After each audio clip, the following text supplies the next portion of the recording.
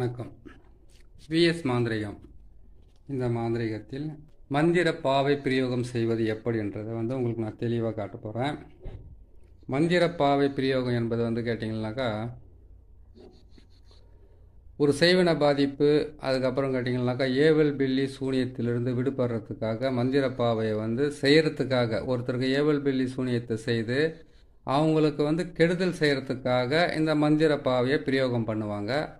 அப்படி இந்த மந்திர பாவையை பிரயோகம் பண்ணும்போது கேட்டிங்கன்னாக்கா, அவங்க குடும்பத்தில் தொடர் தோல்வி, தொடர் நோய், வியாதி, பிணி, பீடைகள் அந்த குடும்பத்தை வாட்டி வதக்க ஆரம்பிக்கும்.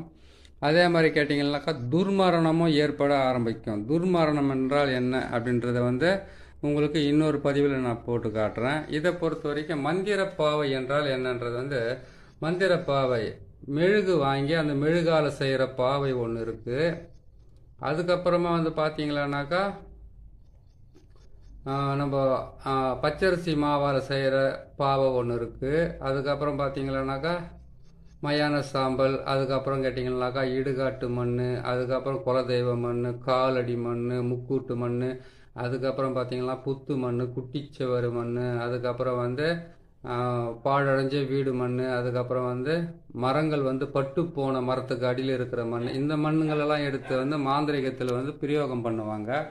அது ஒரு வகை இருக்குது. இந்த மந்திர பாவை என்பது கேட்டிங்கன்னாக்கா ஒருத்தருடைய காலடி மண், அதுக்கப்புறம் கேட்டிங்கன்னாக்கா அவங்க வீட்டுக்குள்ளே இருக்கக்கூடிய ஏதாச்சும் ஒரு தடயம், அதாவது வீட்டு மண்ணோ அப்படின்னா அந்த வீட்டில் இருக்கிறவங்களுடைய உடையோ, இல்லைன்னு கேட்டிங்கன்னாக்கா அவங்களுடைய தலைமுடியோ, அப்படி இல்லைன்னு கேட்டிங்கன்னா அவங்க ஃபோட்டோங்களை கொண்டு இந்த மாதிரி எட்டி பாவைன்னு ஒன்று இருக்குது. அதுக்கப்புறம் கேட்டிங்கன்னாக்கா முருங்கை மரத்தினுடைய இதுலேருந்து செய்கிற பாவைன்னு ஒன்று இருக்குது. அந்த மாதிரி பல வகையான பாவைகளை வச்சு செய்கிறது தான் ஏவல் பில்லி சூனியம். இந்த ஏவல் பில்லி சூனியத்தை எதுக்காக செய்கிறாங்க கேட்டிங்கனாக்கா, தொடர் பகை, விரோதங்களால் ஏற்படக்கூடிய பல பிரச்சனைகளால் மாந்திரிகத்தில் பில்லி சூனியம், ஏவல் பில்லி சூனியத்தை செய்து ஒருத்தர் குடும்பத்தை சர்வ நாசம் செய்கிறதுக்காக செய்ய வேண்டிய வேலை தான் இது.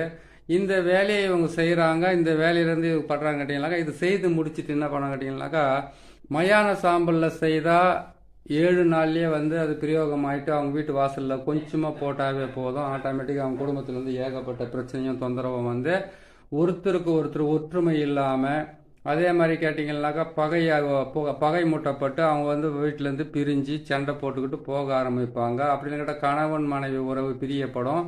அப்படியும் இல்லைன்னு கேட்டிங்கன்னாக்கா அதுவும் செய்யலாம். அதுக்கப்புறம் கேட்டிங்கன்னாக்கா தொழிலில் ஏகப்பட்ட நஷ்டங்கள் ஏற்பட ஆரம்பிக்கும். குடும்பத்தில் வருமானம் இல்லாமல் வறுமையும் நோயும் தாண்டம் ஆட ஆரம்பிக்கும். இப்படி செய்யக்கூடிய இந்த பிரயோகம் தான் இந்த ஏவல் பில்லி சூனிய பாவை பிரயோகம். இது ஏவல் பில்லி சூனியத்துக்காக போடுறேன். பாவை பிரயோகன்றதை இன்னொரு பதிவில் போடுறேன். அதை பார்த்து நீங்கள் தெரிஞ்சுக்கோங்க. அதே மாதிரி கேட்டிங்கன்னாக்கா, இது 2 மண் பாத்திரத்தில் 2 பாவையை நான் செய்து வச்சுருக்கேன். 2 பாவையை பொறுத்த வரைக்கும் நீங்கள் என்ன பண்ணி கேட்டிங்கன்னாக்கா, இந்த பாவை இது மாதிரி பாதிப்பால் அவதிப்பட்டுக்கிட்டு இருக்கிற ஒவ்வொருத்தருக்கும் இந்த மாதிரி மண் பாத்திரத்தில் 2 மண் பாத்திரத்தில் 2 பாவை அரிசி மாவால் செய்யலாம், பச்சரிசி மாவால் செய்யலாம், மயான சாம்பலால் செய்யலாம்னு உங்களுக்கு நான் சொல்லியிருக்கேன். முக்கூட்டு மண்ணால் செய்யலாம், இல்லை குலதெய்வத்தினுடைய மண்ணை கொண்டு இதை ஏவல் பில்லி சூனியத்திலிருந்து விடுபட வைக்கிறதுக்கு தான் இந்த வேலை.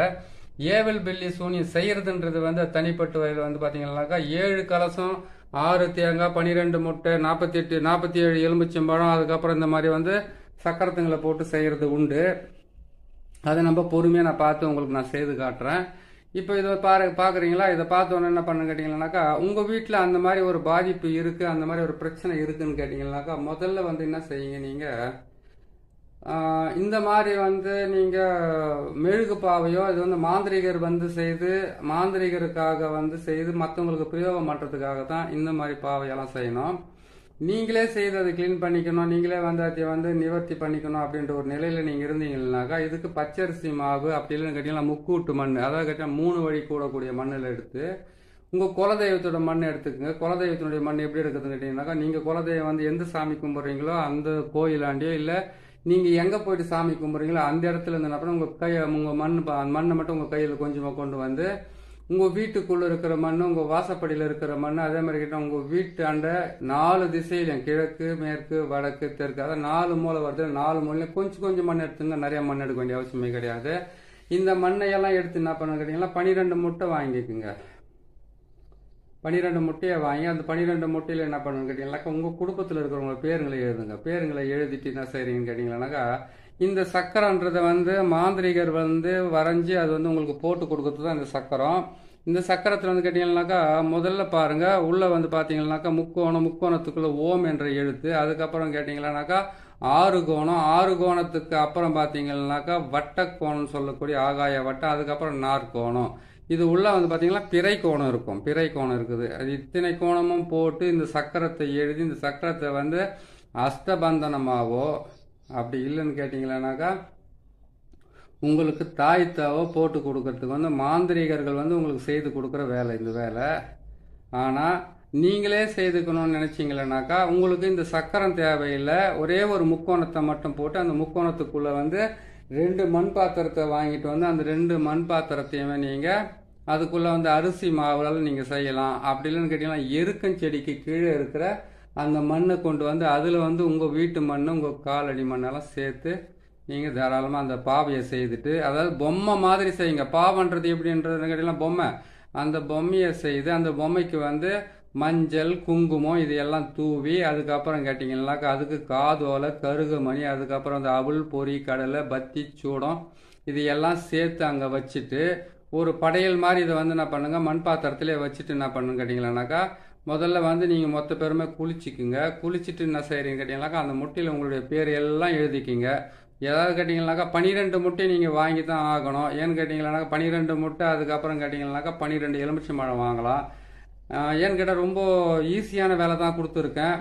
அந்த ஈஸியான வேலை செய்யலாம். ஏன்னு கேட்டிங்கனாக்கா நிறைய பேர் என்கிட்ட நான் இன்னொரு சேனலில் யூடியூப் சேனலில் நான் போடுறத வந்து கேட்டிங்கன்னா நிறைய பேர் கேட்குறது இந்த மாதிரி இருக்காங்க. இது வந்து வற்புறுத்தி கேட்டதுனால இந்த சேனலை வந்து நான் சொல்லிக்கிட்டு இருக்கிறேன். நீங்கள் என்ன பண்ணுறீங்க கேட்டிங்கன்னா இதை வந்து மொத்தத்தையுமே வந்து உங்கள் பேரெல்லாம் எழுதி உங்கள் தலையை வந்து உச்சந்தலையிலேருந்து உள்ளங்கால் வரைக்கும் தலையை வந்து உடம்புக்குள்ளவே போட்டு தேய்ச்சிக்கிட்டே வந்து நீங்கள் வச்சு சாம்பிராணி வெண்கடுகெல்லாம் போட்டு எரிக்கிற வேலை ஒன்று இருக்குது.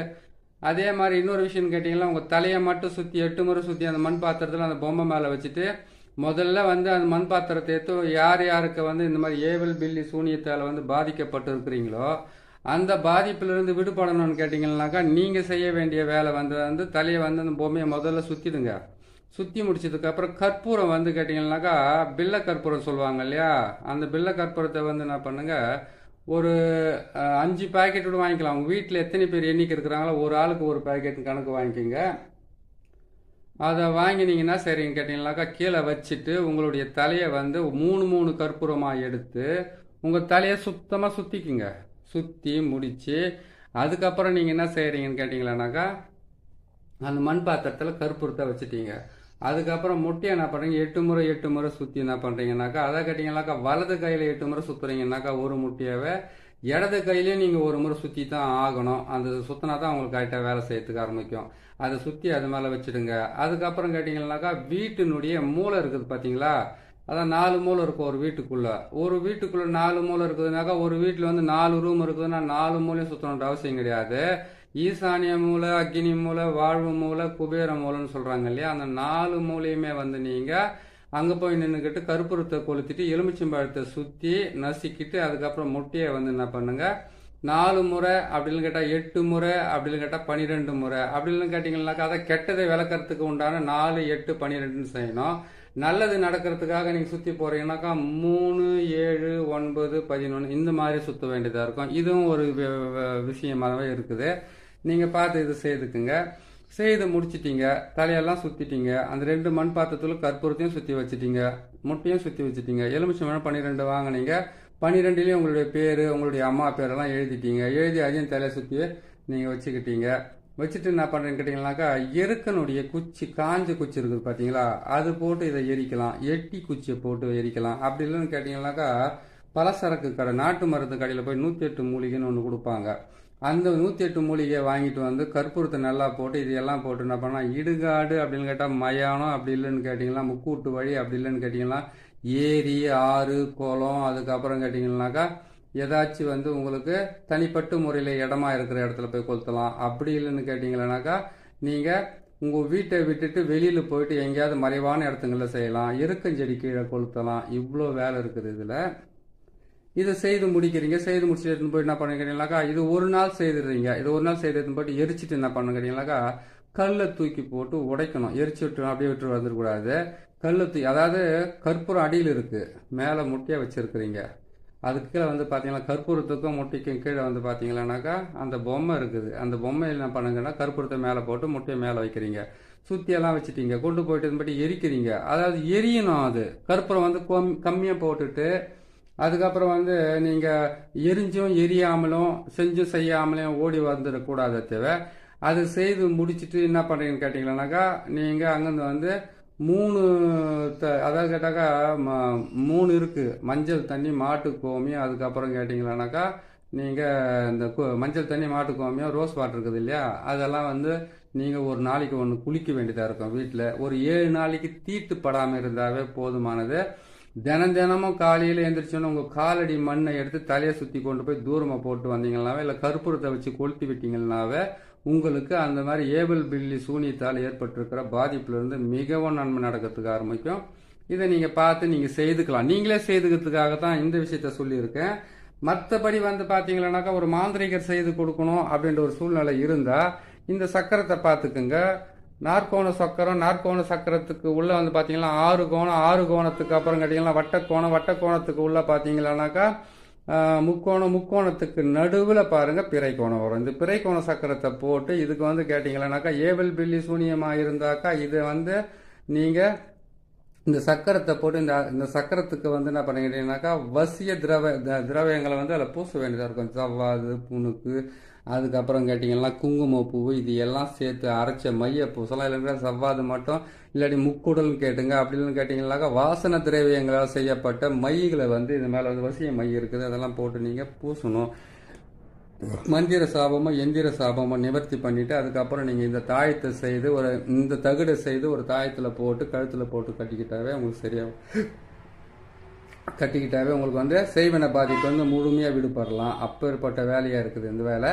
இந்த வேலையை செய்யுங்க, செய்து முடியுங்க. முதல்ல வந்து எப்படின்னு கேட்டிங்கன்னாக்கா மாந்திரிகத்தை பிரயோகம் பண்ணுறது வந்து நீங்களே செய்துக்கிறதுக்கு ஒரு வழி சொல்லியிருக்கிறேன், மற்றவங்க செய்து கொடுத்து ஒரு வழி சொல்லியிருக்கேன்.